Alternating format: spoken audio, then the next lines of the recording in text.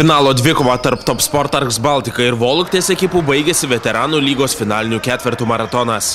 35+ metų grupėje nesustabdomi liko Top Sport Args Baltika krepšininkai. Finale rezultatu 106-76 sutriuškinė Voluktės ekipa. Pastarieji žengti koja kojon su ne vieną Lietuvos krepšinio žvaigždės sudėtyje turinčiais varžovais sugebėjo tik pirmajame kėlinyje. Po įtikinamai laimėto antro kėlinio Top Sport Args Baltika krepšininkai neišvaistė turėtos persvaros ir galėjo džiaugtis aukso medaliais. Naudingiausių finalo žaidėjų tapo dukart LKL čempionas Top Sport Args Baltika aukštaūgis Vaidas Jurgilas. Jis į varžovų krepšį įmetė 30 taškų, pataikė 6 tritaškius iš 9, atkovojo 13 kamuolių ir surinko 35 naudingumo balus. Ekipai Dainius Staugaitis įmetė 17 taškų, Rolandas Dovidaitis, Vaidas Tyga ir Saulius Štombergas pridėjo po 13. Voluktai teisutis Kuzminskas pelnė 21 tašką.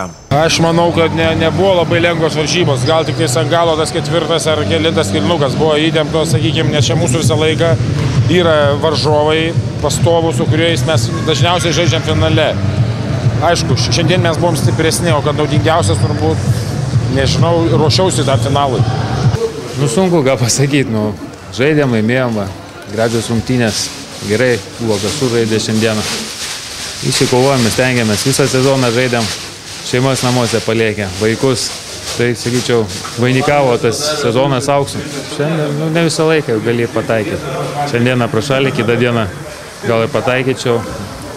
Smagu yra, kad mes tikrai buvo gal rungtynės, kur sekės šiandien Vaidui Jurgilui viską pataikė, tai labai gerai žaidė ir mums kaip tik buvo lengviau šiandien žaisti, nes jo dėka šiandien tą rezultatą ir pasidarėm didesnį.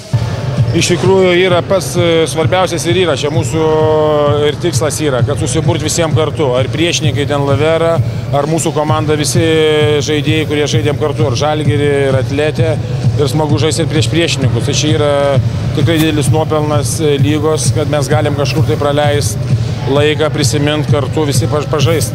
Tai manau, kad tai visą, aš sakydavau anksčiau, kad tai yra vėl tarpinė stotelė jiems sugrįžus iš užsienio klubų, pabūti čia ir paskui vėl startuoti į kokį nors kitą klubą. Tai manau, kad vienas pavyzdys tai parodė jau, kad pabuvę pas mus turbūt į pusę sezono randa nišų, gauna kontraktus, išvažiuoja vėl profesionaliai žaisti. Manau, kad čia jie tikrai neatsilieka savo sportinę formą, treniruojasi ir, kaip matot, žaidžia gerai. Dar laukia mūsų kelionė į Braziliją. Sausio, tai yra birželio 21 įskirdami veteranų turnyrą virš 40 į Braziliją. Tai manau, kad čia pasiruošiamasis sezonas, vadinkime, kažką ir naujo parodyti ir Brazilijoje. Paskutinis klausimas, žaidėjams pažadėtos premijos už pirmas vietas? Tai premijos kokios ne, bet gera išvyka su gerais pratesimais, tai taip. Gerai, sėkmės. Ačiū. 35+ lygos mažajame finale be didesnio vargo pergalį iškovojo ir trečiosios vietos taurę į viršų kėlė Plastenos vyrai. Rezultatu 84-68 buvo nugalėti banginiai. Naudingiausių mažojo finalo žaidėjų pripažintas Plasteno žaidėjas Giedrius Arelis. Pelnęs 20 taškų, atkovojęs 9 kamuolius ir atlikęs 3 rezultatyvius perdavimus. Šiaip netikėjau, kad taip gal tokių taškų skirtumų, gal mažesnių, bet šiaip tai, kad tikėjau nuo ryto, kad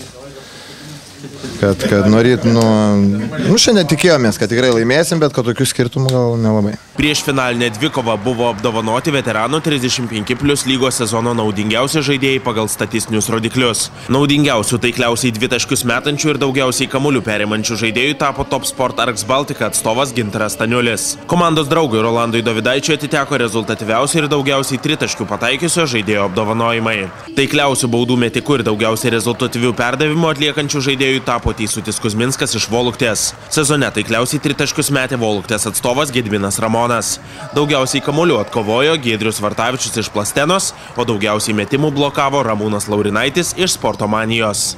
Kauno krepšinio mėgėjų lyga krepšinio sirgalius artimiausių metų pakvies į lygos Čempion taurės finalus, kurie įvyks balandžio 28 dieną krepšinio mokyklos Aiščiai sporto salėje.